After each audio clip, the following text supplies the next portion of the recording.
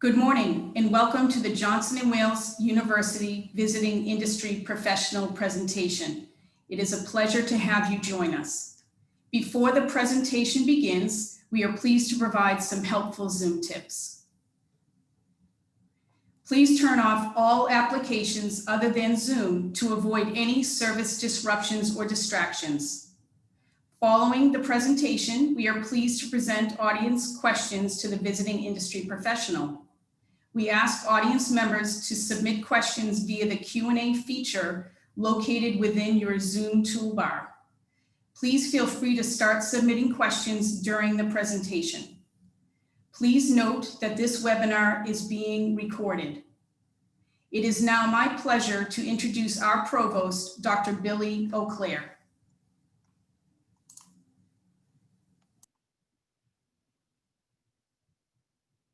Good morning, everyone. I am Billy Auclair, Provost of Johnson & Wales University.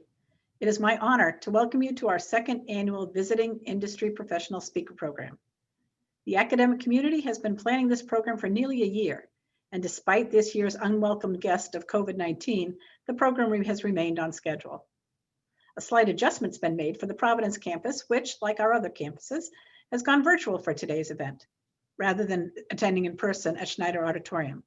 Today, we are indeed one JWU. I want to thank our students, faculty, and staff who are joining us from all our campuses, Providence, North Miami, Denver, and Charlotte, and for many other places of the nation and around the globe. Never before in our university's 106-year history have we experienced such rapid transitions as we have in 2020. It's wonderful to be together today, albeit virtually. In the spirit of #InThisTogether, JWU, I commend all of you for meeting these challenges the Wildcat way. The 4 tenets that characterize what it means to be a Wildcat and have certainly been put to the test this year: pride, courage, character, and community. I say the Wildcat way wins. Kudos to everyone for such grit. The Visiting Industry Professional Speaker Series, or VIP, is now in its second year. Last year, we welcomed Cindy Bigelow, the 3rd generation president and CEO of family-owned Bigelow Tea, as our inaugural speaker. The VIP series evolved from discussions among the university's academic leadership as we were determining how to enhance our student-centered programming to reach broader audiences. These conversations were part of the thoughtful reflection that occurred in the development of our 5-year strategic plan, Focus 2022. It was during this process of formulating this bold and ambitious strategic plan that the university embraced the development of an interdisciplinary curriculum that will allow students to explore and navigate careers in a variety of industries and professions. To support this, the VIP series was designed to bring industry professionals to our campus who share our mission, our quest for innovation, and our entrepreneurial spirit.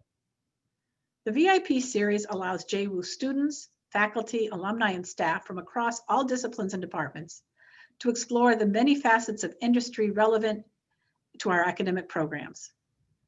We do this by learning about the experiences and receiving advice from one well-versed, highly accomplished professional. To introduce our VIP speaker today, I would like to invite to the screen Sherry Young, Dean of Experiential Education and Career Services. Sherry?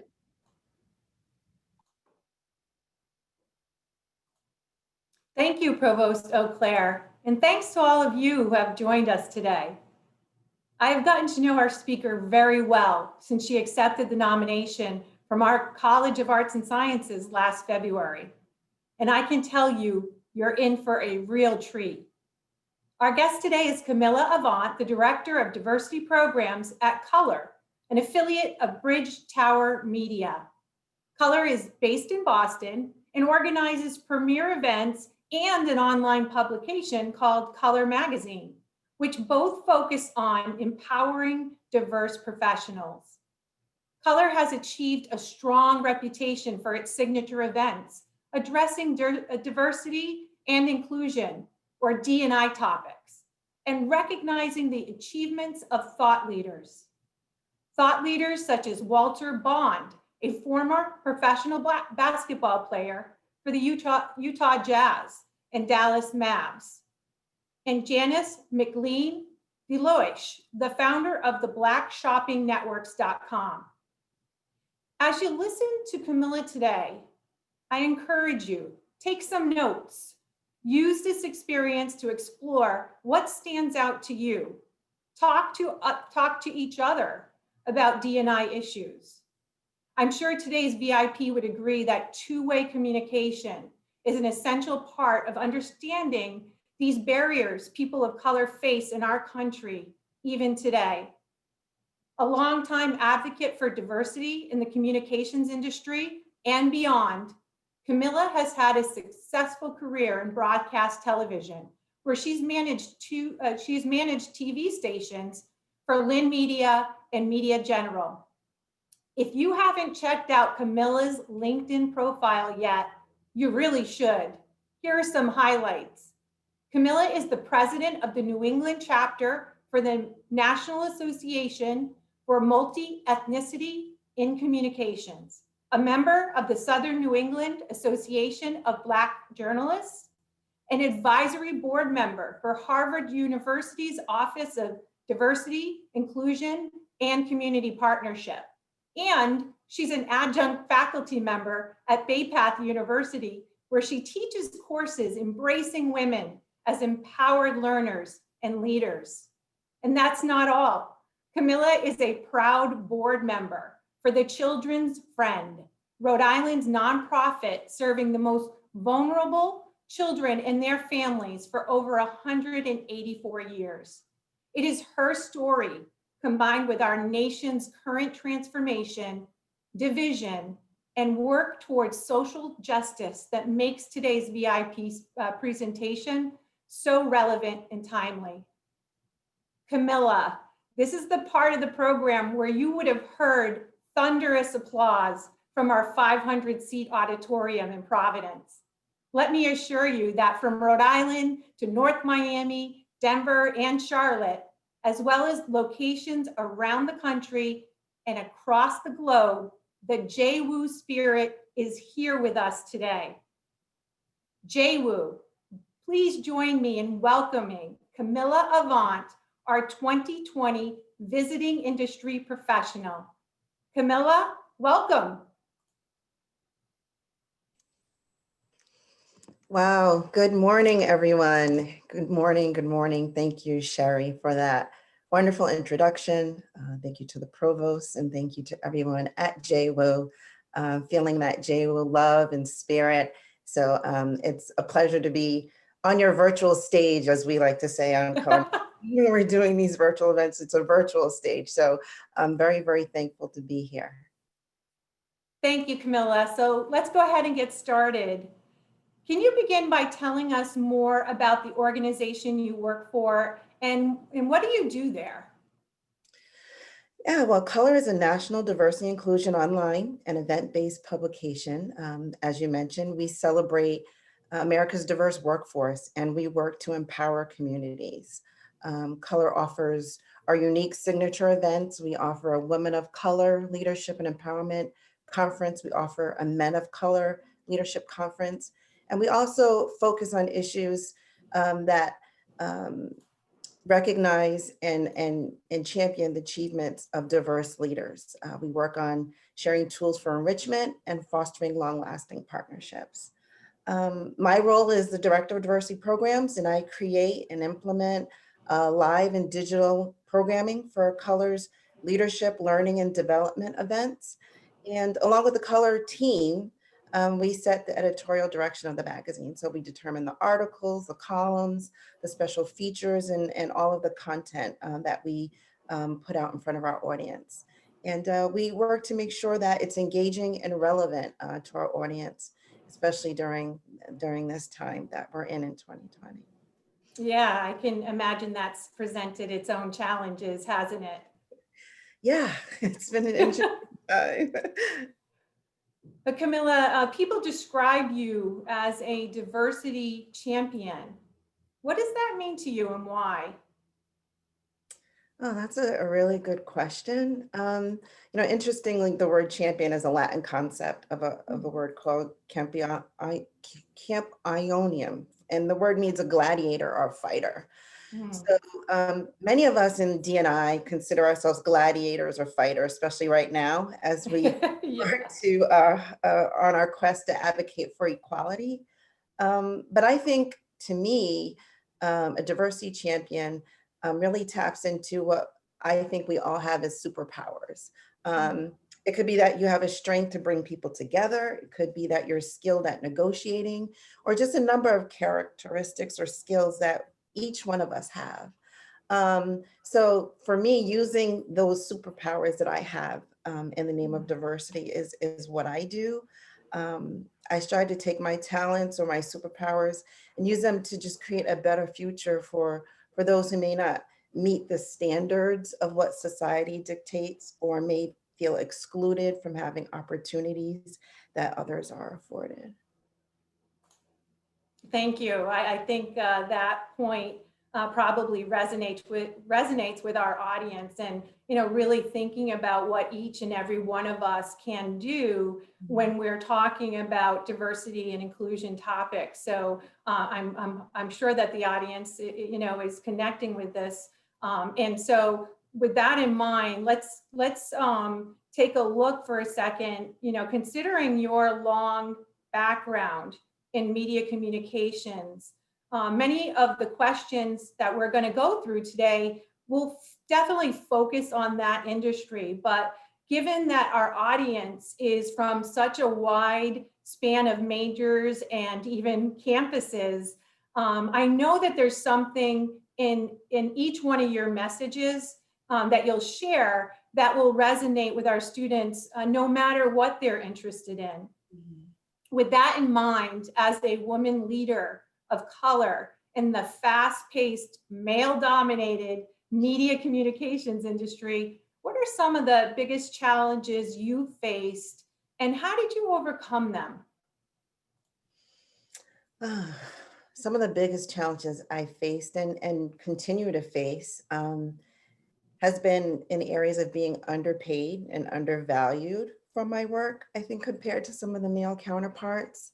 But I think that's just primarily a function of being a woman in many industries where we're the minority, right? I don't think being in media or communications differs if you're in technology, or if you're in other areas where, accounting and finance, where it's just male dominated. Those are challenges that many women face in general. But I think overcoming the hurdle requires not only advocating for yourself. Yes, we should ask for a raise if we deserve it, but also building strong allies and who can champion your work and speak on your behalf. I think that's very important. But as a woman of color, I think many of the biggest challenges I've had is always having to show I have the skills and I deserve to be where I am. And I think this is more apparent as I continue to navigate on my journey and find myself in more senior roles. And I don't think it's just something I can overcome, sadly, because I'm looked at being an African-American first, regardless of my education of credentials. So I learned by focusing on the things that I can control. There's some things I can't, but I know that I can control things by using my voice when necessary to challenge things that are just wrong. Students all often say, speak truth to power. You hear that statement a lot. So there's some times when you have to use your voice. But there's also some times when you understand that there's a time to walk away and to just move on to other opportunities and into an environment where you can thrive. So I think learning to be able to see that, when is it time to, use your voice, and when is it time to maybe reevaluate and pivot a little. Yeah, you made a really good point about, maybe it's not overcoming them, but rather using those opportunities to emphasize and kind of focus on the skills that you do have, like using your voice, or contemplating whether it's time to shift gears and take a different path or use a different strategies. could you share just a little bit about, when does that voice come into your mind? Like, when do you know, and what does that look like when you're like, you know what, I've got to pivot here? Hmm.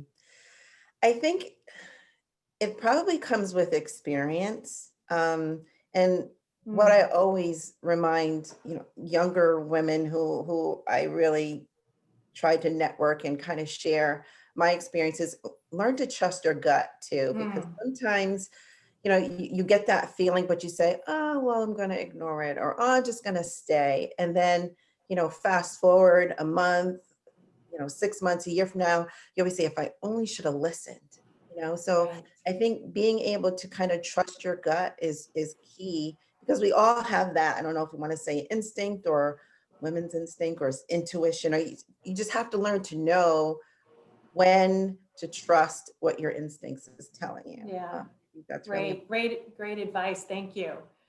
Speaking of advice, what advice do you have for students on how to differentiate themselves? And we hear of leading with authenticities. What does that mean? What does leading with authenticity actually mean? Mm. I already mentioned about, the superpowers or talents that I believe we Yeah. all have. But, and as you read, a little bit about my bio, I always go back to being a mom first. And Yes. I have two sons, two college-age sons, 19 and 21. They're not wildcats, but they're here locally. So, I have to say hello to our sister school, URI down there. Right. But most important, I give my advice to my college sons. And first is just to know who you are and connect to your values. And then I always tell them, try to find someone you can observe or connect with that may not be your parents, because, we all kind of gravitate towards certain people that we think are good leaders.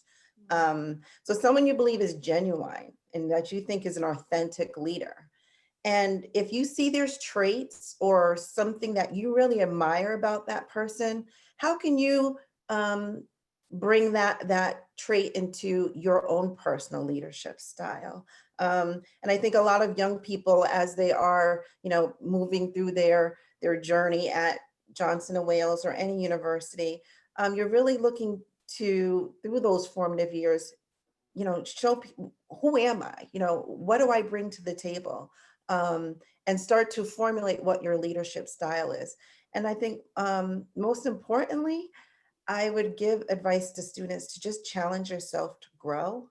Great leaders learn and adapt and evolve. And this is a time of change. And it's okay to kind of, see yourself changing your perspectives and having a wider view.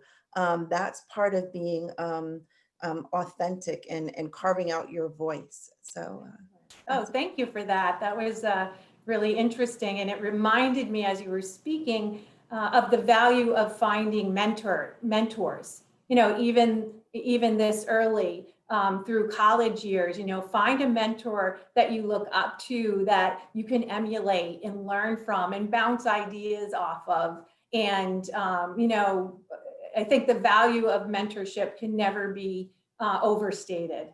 absolutely. Next, we're going to talk about, well, we have a lot of young women in the audience today. And what would you, as a woman leader of color, share with the young women in our audience who are entering the media communications field, or for that matter, any field? Well, actually, Shari, you just said it. I would definitely tell them to find a mentor. And there are so many ways to do that. There's formalized mentorship programs. There's more informal ways. Or if there's someone that you just admire, just ask them. Most times, if you ask someone, one, it's an honor because they feel like, Yeah. wow, you really value me that much that you, Right. and most of the time, if they're not really, really busy, they'll be interested in learning more and talking to you, even if it's connecting over coffee. Some of them will offer to review your resume or share some of their personal journey or insight. So I think that would be like the main advice I would tell any young woman entering any field, including media, but is to find a mentor and also to start building a network as soon as you can. You mentioned LinkedIn, Yeah. and that's something that as an adjunct in some of the courses I've taught is, we teach students how to have a good LinkedIn profile. So you're building that while you're in college, and then as soon as you're ready to start looking for jobs, you put that on your resume. You start building that network within LinkedIn because now we can't really be in person, so it's even more valuable. Yeah, So absolutely. LinkedIn is a great way also to, I would suggest for women in the communication space or anyone looking to get themselves in any kind of field, and just start also joining professional organizations. Mm, mm. Those lead up to many mentorship opportunities, and Namek is one of those organizations that has mentorship programs as well. So. Yeah, needless to say, that is certainly great advice for the young men in our audience today. As I said in the beginning, there's something for everybody here. So, considering the value of mentorship, LinkedIn is a phenomenal tool, as both Kamilah and I have pointed out. It's a great resource for our students in connecting with industry professionals, and the sweet spot is connecting with industry professionals who are also alum of our university. So, that's definitely a takeaway that I hope that our students seize upon and really begin that outreach to the industry that they want to be in and get some of that great mentorship that's out there. So let's switch gears a little bit, and I'm hoping that you can talk to us about some of the biggest barriers that you see people in marginalized groups facing when they're gaining access to positions in the MediaCom industry, or again, as I keep saying, any industry. And what are the best practices you would suggest to our students today to affect change? Yeah, that's a big question. Mm. I think some of the biggest barriers are barriers of entry is in areas of education, training, and opportunity. Um, and it's not always necessary to have a college degree. However, I'm a strong advocate of it. Um, but there are other formalized trainings as well, like technical training and hands-on job experience. But I think the key thing here is opportunity. Many marginalized groups are not in the position to get access to those opportunities. There's areas of a lot of students have of internships and co-ops and apprenticeships and job shadowing. And those offer gateways to get connections to help lead you to roles in communications and media or in any industry as well. Um, and one thing I always remind people that, especially in communications and media, it's still a business based on who can open doors for you. And it goes back to that network, right? If you make a connection with someone and all of a sudden maybe that person is a mid-level or a senior level person, they said, hey, by the way, our company has some internship opportunities. Let me connect you with someone who's in charge of that program. Right. So again, if you don't have that gateway or that connection into getting that opportunity, I think that's been the biggest hurdle that some marginalized groups face. And to go on your second question about what best practices I would suggest to students to make a change, once you start to get yourself in a position of, maybe you're moving toward your senior year in at JWU, or you're starting a new job, or I'm connecting with alumni. I always say it's never too soon to turn around and engage your community. There's organizations like the Boys and Girls Club and the YMCA and schools and nonprofit organizations are looking for young volunteers to work with younger students and be mentors. And it's, again, just like students need mentors, and everyone, I think, in wherever they are in their career should have mentor. younger people are looking for mentors too. And this is a great opportunity for college students to really engage their community. And it's a great way to build leadership skills as well.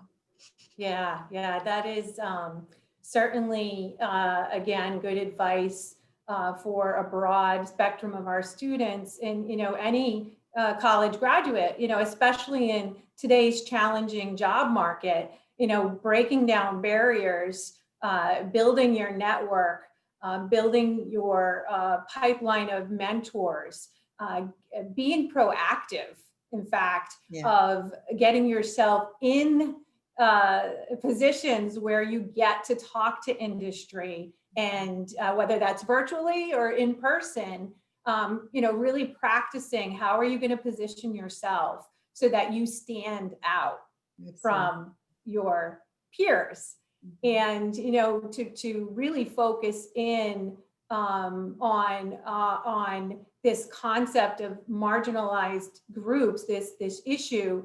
What would you say, what would your message be to students about how do they break down those barriers and stand up for what they believe in while still keeping their professional and their personal brands in mind? You talked to me a lot in prep for today's session about that balance between standing up, standing your ground, but also keeping in mind that longer term personal and professional brand that you're building for yourself. Yeah, this is something that, again, mom conversations that I have. And I often say, I really think this is one of the most powerful generations that I've seen in my lifetime. And maybe not as, I don't think that I can recall one since maybe the civil rights era, my mother's generation. But this is a powerful, globally conscious, open-hearted group of young people that are seeking equality, justice. They're challenging the status quo. They really know their voice, and they're advocates of change, and that's powerful. And it's admirable. And I think, again, it goes back to, listening to your voice, that gut that I mentioned earlier. Right. Because, sometimes, when you're passionate in the thick of things, your voice is saying like, I better kind of think about this before, pause before I react. So I think it's a fine line to walk. I think using that voice and keeping your personal brand also in the back of your mind. And I always, again, remind my sons that social media is powerful. It's also permanent. Right. So, Right. and remind them that many colleges and universities, if you want to go to graduate school or employers, they're going to look at your social media accounts to gauge your character. I know shortly after George Floyd's murder, my oldest son, who's a senior now, he was just so passionate and just full of all these ranges of emotions. And as a parent, I told him, I said, I understand, this is an enormous issue. And I said, but you have to be mindful that your generation can't protest every day. Change takes a multi-pronged approach. It includes voting, it includes taking all that passion, that anger, that outrage, all those things that you're feeling, and channel it in other ways. Take that action, take that energy to take action, get involved in organizations, politics. If you don't think anything out there that works, agrees with your views, create your own organization or, a club, or just channel that in a way that, it can really be proactive and make a difference. And he actually just did that. He collaborated with a couple of college students and one of his university professors, and they created an organization called the Diversity Think Tank. Wow. Down at URI, and they're working to train students to become racial equity and diversity policy experts and change agents. So, actually one time I thought that he listened to me, because your kids don't, But, I really think, it's a fine line, but you can do it in a way that makes a change, but also, is considerate of, okay, what this too will change, right? We all know that this is temporary. So be mindful, okay, what is going to happen a month from now, a year from now when I graduate, when I start school. So just, trying to find that balance, which is, it's hard, but, I think it can be done. So, yeah. Yeah, it's a great point. It certainly is an emotional conversation, and really curbing the emotions and funneling them through something that you can feel strong pride in, and have and it will have sustainability. Connecting that to how you present yourself, and the opening doors and breaking down barriers as you progress towards graduation and into a full-time position after college. I think that, that's a really powerful message that you're giving us, Kamilah, because it is so hard to balance those two things. Even as adults and, seasoned adults, we struggle with it. So for students, it's hard. Yeah. Absolutely. Could you kind of think back in your youth or your, emerging industry professional years, and, are there any examples that come to mind where you might have had to do just that, and you had something that was compelling you, you wanted to stand up? You gave the example of your son. Do you have any examples of when you were faced with that balance? I think we all work within areas of our comfort zone and where our passions are. Um, I'm an introvert by nature, actually. So, my sons, I learn a lot from them. I would never be as outspoken and as vocal as they are. But I think if I look back, I think I've always tried to influence from within, I would say. And instead of advocating from outside. So I would find areas where I feel like I could make the most difference. So by working when I was in television for a season, it was a wonderful time. I found it was important for me to try to network and connect with younger women who wanted to be in the industry. How do I start? What do I do? And kind of, I don't want to say be a big sister, but kind of mentor them in a way. So I think, again, we all have to find where our strengths are. So maybe it's not being on the outside with a megaphone. It might be internally and in your organization being a change agent where you are. How can I bring in more women into the company? How can I bring in more diversity within the company? Is there something that I can identify that can make a change? Like, do I see some issues with promotions or recruiting? So I think we all can address some of these issues, but from our own areas of comfort and expertise. Excellent. Thank you so much. I think you mentioned earlier the value of joining professional organizations in a student's exploration of building that network. And so I wanted to talk with you more about the organization for which you are the New England chapter president. That's Namek. It stands for the National Association for Multi-Ethnicity and Communications. And can you tell our students more about that organization and what value it brings, and how, what you're doing, what's your role in that professional community?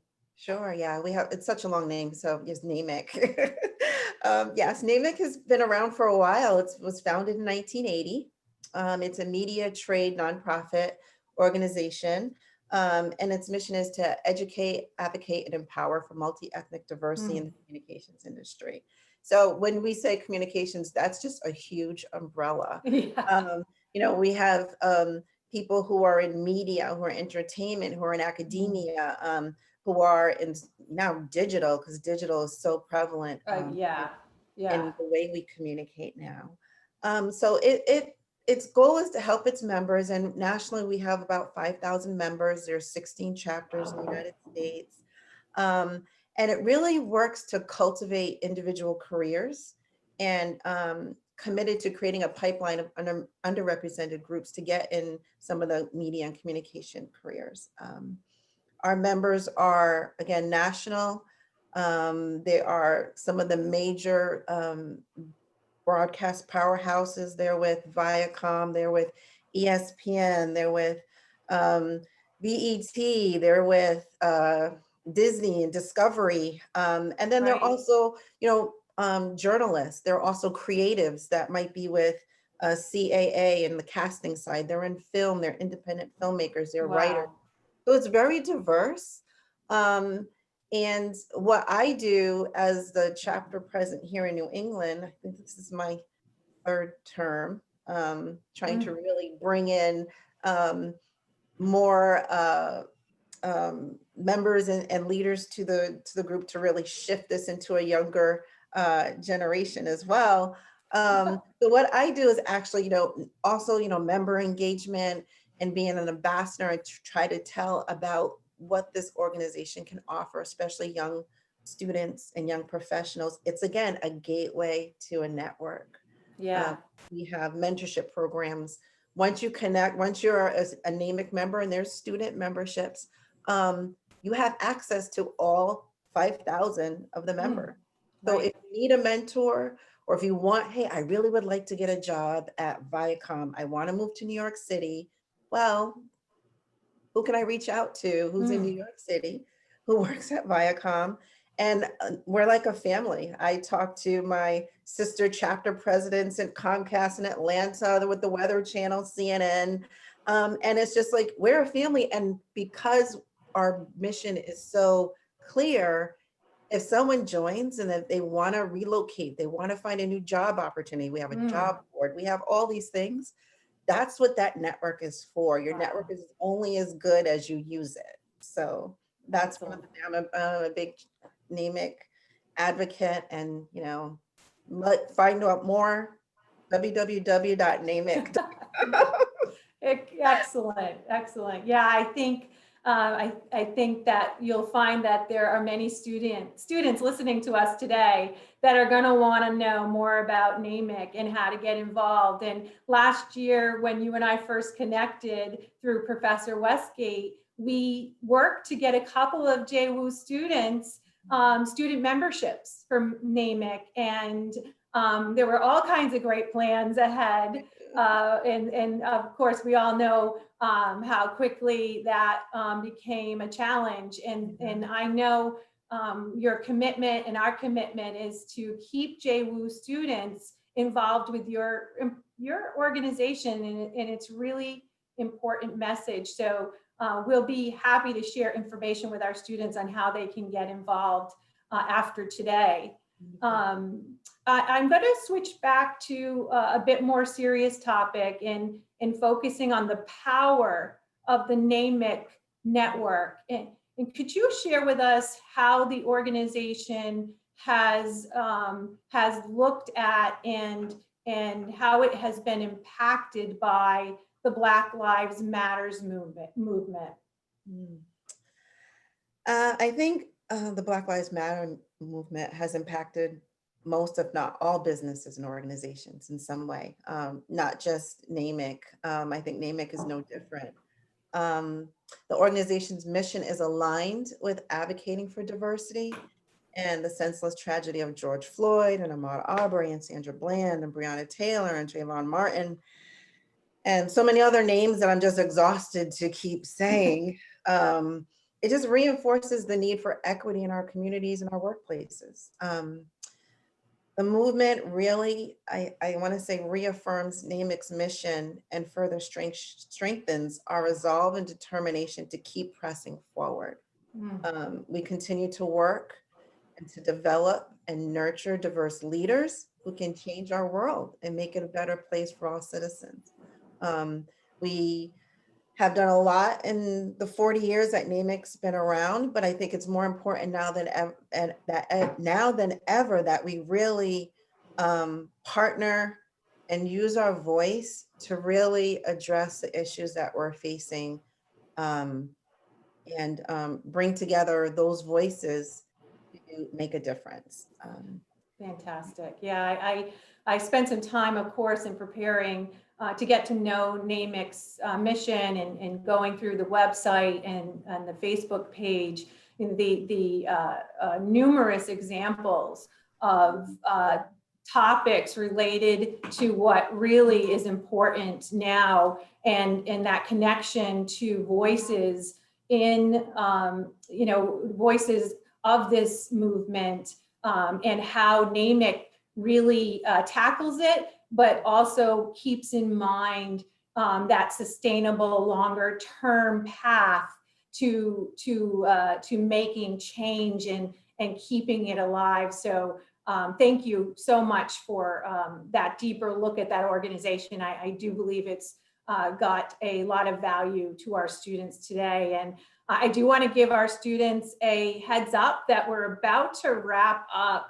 the interview portion, and after the next question, we will move to the audience, and Kamilah has agreed to answer questions from our students. So if you haven't put your question in yet, you can do that by using the Zoom Q&A feature. So before we do that, Kamilah, I'm going to lighten it up a bit, and I'd like to end our interview with a warm question. And could you tell us in a few words who inspires you, Kamilah? Either somebody living or legend, and why? It's a light question, but it's also a hard question, Sherry. It is. Because I'm inspired by so many people. Those of my ancestors that forged the path for me to just be where I am today. And if I had to answer in the present, at this moment, who inspires me? It's not only all these young adults right now that I spoke of earlier, but most important, it's just my two sons. When I listen to the way they view their world, their experiences and thoughts, and just what they say about this country and what makes it a more perfect union, their thoughts around that, it just gives me hope and inspiration. I think, where we always say like a change is going to come, a change is going to come. And sometimes you kind of feel like what is going on, but there's always there's a light at the end of the tunnel. There's always, a new rebirth. And I think you have to feel the pains a little bit. And all of us mothers know what that's like. Yes, we do. But at the end of the day, without all of these pains, we wouldn't get to see a brighter future. So if I have to say, my inspiration right now is looking at these two young men who, have blossomed, and just their views and their global perspective and their thoughtfulness, and it gives me hope. So. Yeah, I totally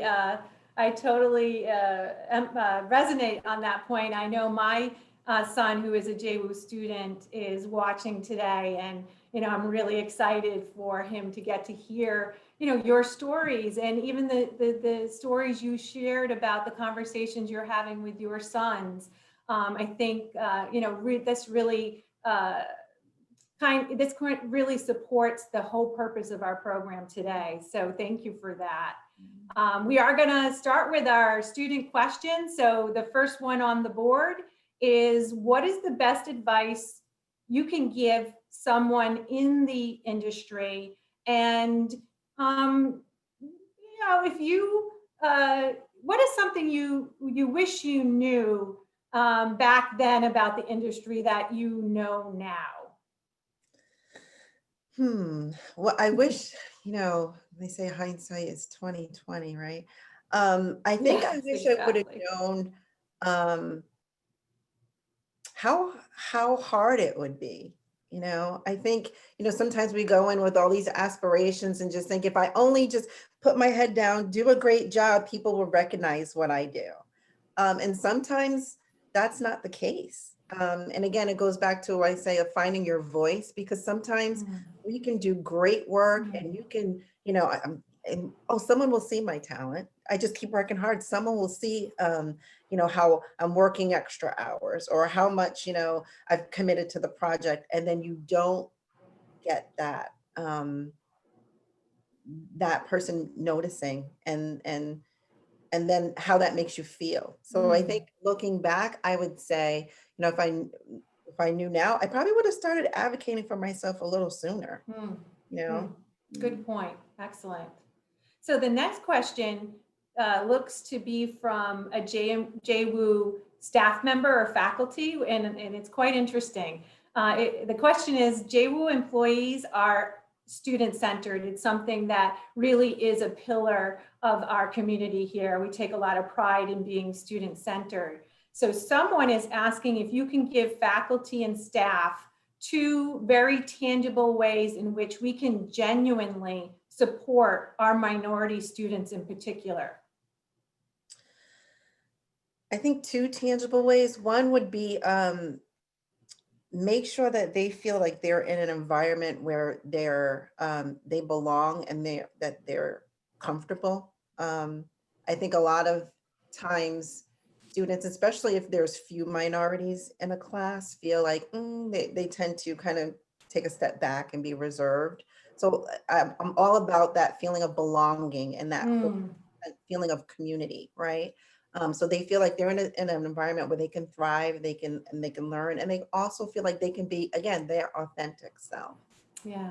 Um, and the other one is to also expose the entire class to um, you know things that may be out a little bit, I don't want to say outside the curriculum, but sometimes the outside affects the inside, right? Mm, Especially, everything we've been going through with COVID and right. social unrest. Sometimes if you don't address those, it become the elephant in the room. Your students Right. are distracted, they're detached, they might have their own internal issues. And sometimes you have to address those things. Great. That's some great advice. Thank you for that. I think you and I have made an impact on the importance of mentorship because the next question is, do you have any advice for actually finding a mentor? And should that person be someone that knows me well? That's the question. That's a great question. And it doesn't always have to be someone who knows you. I think sometimes it's better to have someone who doesn't know you. And sometimes it's okay to have someone who's not a female if you're a female, so the opposite gender. Yeah. Um, um, I think, sometimes that outside perspective of someone who has no clue who you are, it's more valuable because they're giving you an honest opinion.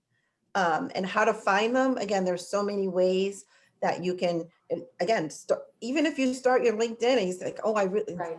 people that you want to connect with, just send them a request and don't just click, I want to connect with you. Put something in I'm Hmm. a student at Johnson and Wales. I'm getting ready to graduate. I saw your LinkedIn profile. I really want to pursue a career in production. Would you be available to talk to me? Right. It can be simple as that. So, don't be afraid to reach out. I think that's Hmm. the biggest thing. If you know someone that maybe your parents knows or a faculty member, don't be afraid to reach out. Again, use Yeah. your voice. Yeah, yeah, I actually totally agree with you about faculty members. And one of the other wonderful elements of a JWU education is that our faculty come with industry experience. They've been out of the classroom, they have rolled their sleeves up, and they have been managers and professionals and a variety of fields. So when our students are thinking about finding a mentor, I think someone that knows them quite well could be a linchpin or an advocate in helping them to connect with an industry professional. So students, look to your faculty for some help with this. Absolutely. So I love the next question.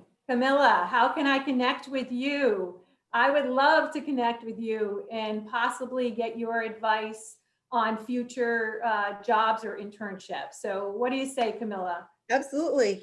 Again, LinkedIn, I'm a LinkedIn guru. I use LinkedIn like this generation uses Instagram or TikTok or whatever. I don't even know how to use TikTok. So, but definitely you can reach out to me through LinkedIn. Color does offer student internships programs, especially hopefully when we come on the other side of COVID.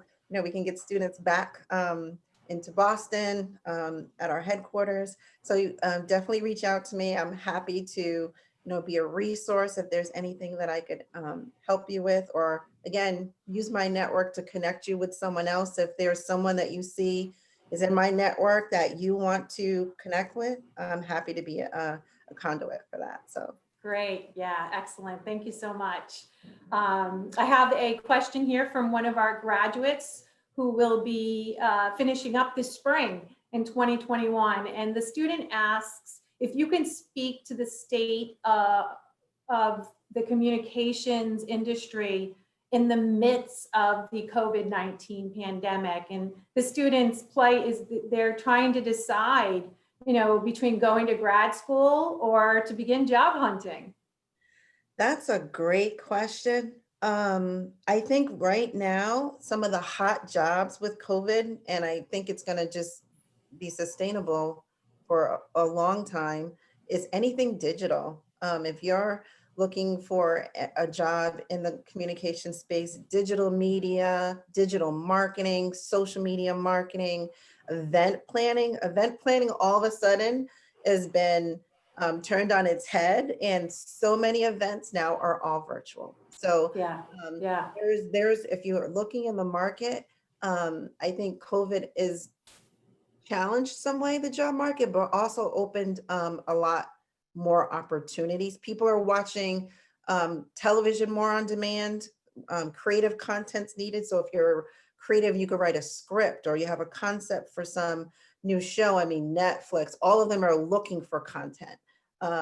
So that's the gateway, I think, from the job opportunities. I think, evaluating going back to school, I think, that might take a little bit more thought, especially with colleges and universities trying to grapple with, hybrids or continuing online. But I don't want to dissuade anyone for pursuing more education. I'm a life learner. So I think that's important too. So don't rule out anything, keep everything open. I think, Sherry, did I lose you? Oh, no, you're back. Yeah, was it me who got bumped out? I was like, oh, some technology. And we have a lot of jobs in technology too. So don't forget the technology jobs. Of course, that had to happen, right? I mean, no doubt. It sounds like everyone, all the panelists that were in your green room with you got bumped out, but we're all back on now. You can hear me, right? Yes, I can. You're good. All right. So what I was saying, and I'm not sure if anybody heard me, is that we have so many questions. We're not going to have time to get to, unfortunately, any more of them. We're almost at the close of our program. And I know that you and I have talked about, we will consolidate those questions, and you have offered to answer them. So students who have asked, please know that you will get a reply back. It will take some time, but that's what we're going to do. Just want to thank our students for sharing the questions that they did, and certainly thank you, Kamilah, for your thoughtful and genuine perspectives.